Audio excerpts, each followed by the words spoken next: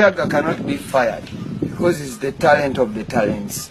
He's the one who discovered me. He's the one who introduced me to Jose Chameleone, introduced me to Weasel, the very same human being I am singing with.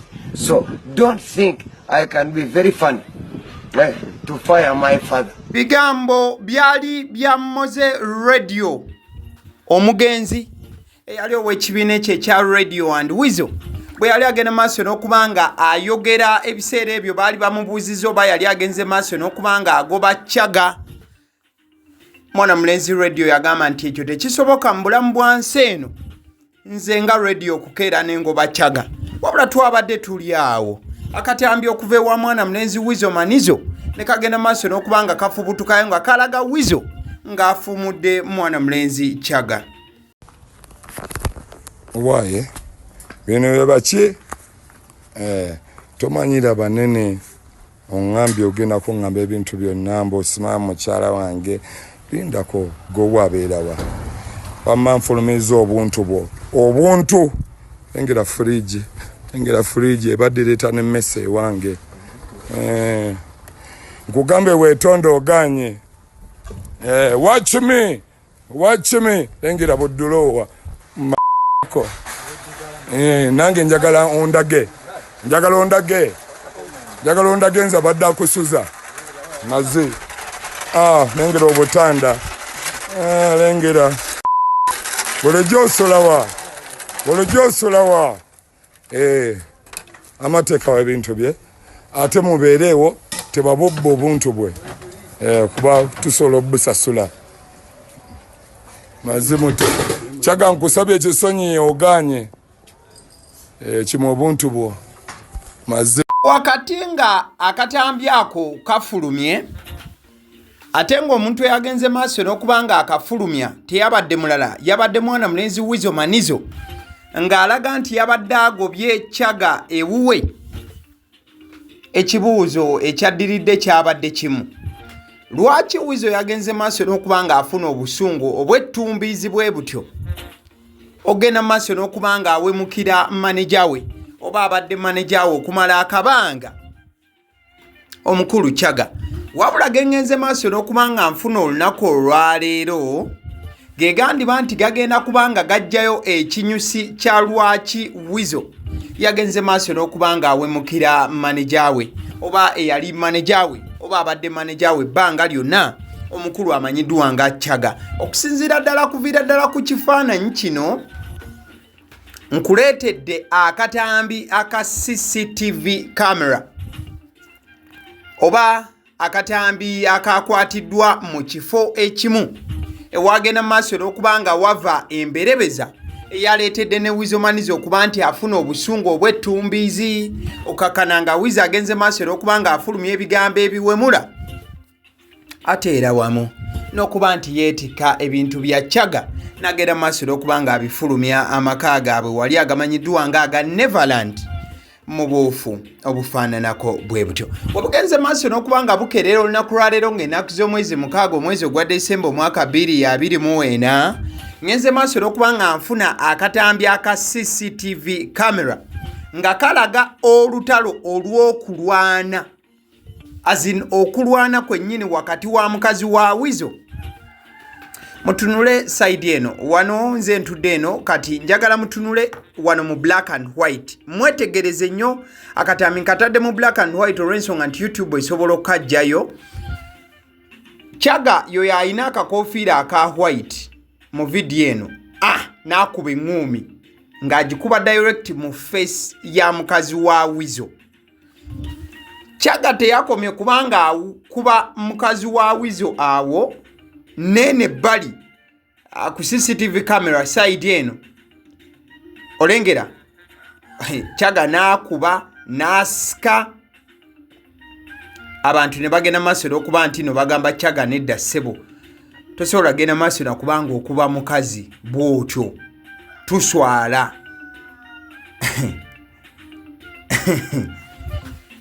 ebintu nno byabadde bibi nnyo nnyini ddala.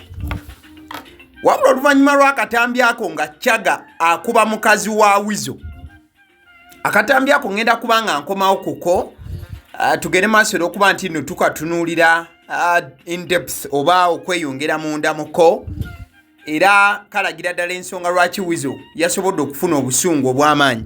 Wabula ate mbadde ndi awo amwana mulenzi amanyiddwa nga Divorce Matovu yagenze maaso okuba nga akyalako mu ddwaliro erimu.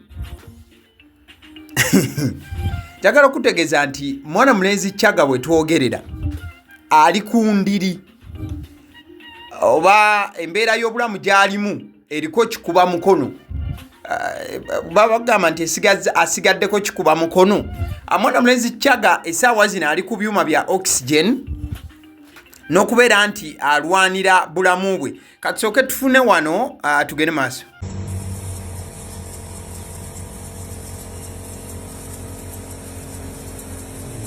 CHAGGA bannange bwekiri essaawa zino CHAGGA embeera gy'alimu si nnungi mutadde essaala zammwe.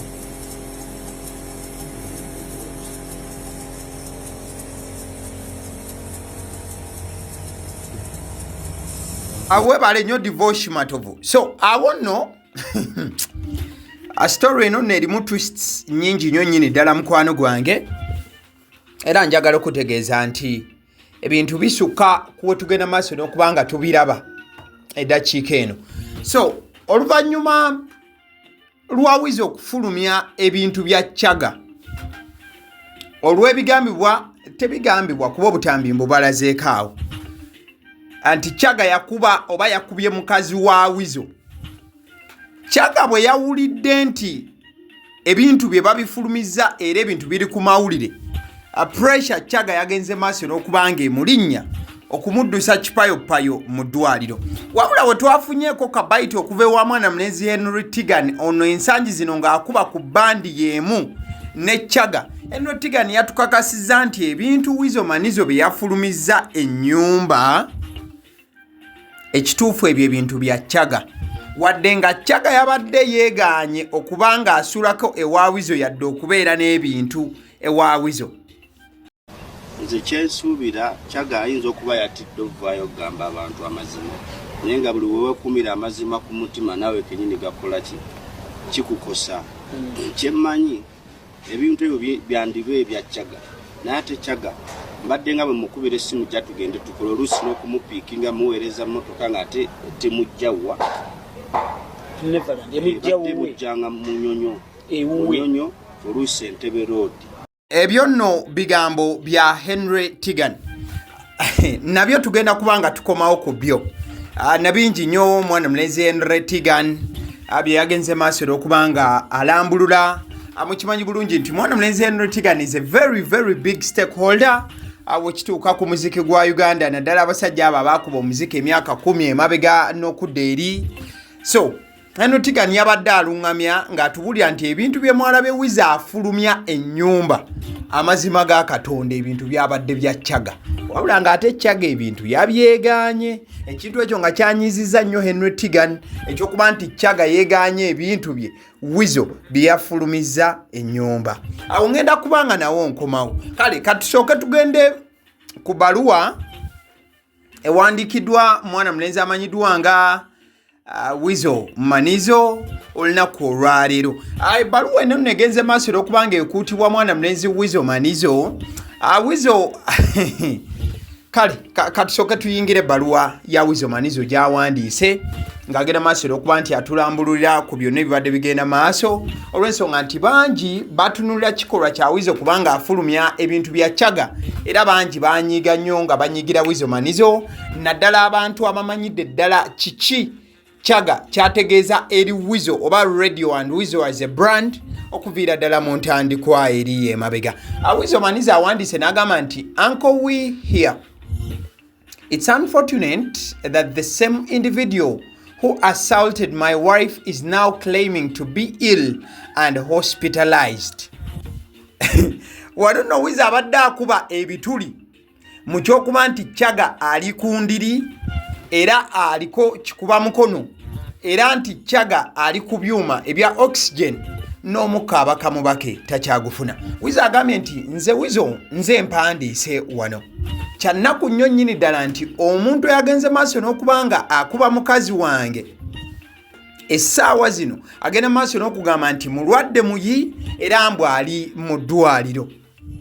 I offered him the opportunity to apologize to my wife last week. Nti wiki ewedde Weasel agamba yawa CHAGGA omukisa.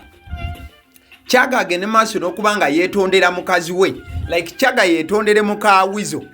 Wabula CHAGGA yagaana, but he failed to do so.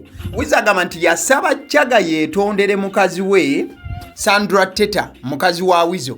Wabula CHAGGA yagaana okwetondera muka Weasel. They always want to see us violent. Wano no Weasel yasuulidde mu kalayini k'abamayanja.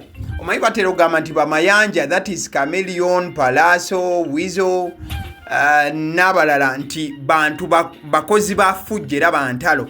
Kati wano Weasel yagambidde nti abantu baagala nnyo okutulaba nti tuli bakozi ba fujjo era tuli bantu bantalo.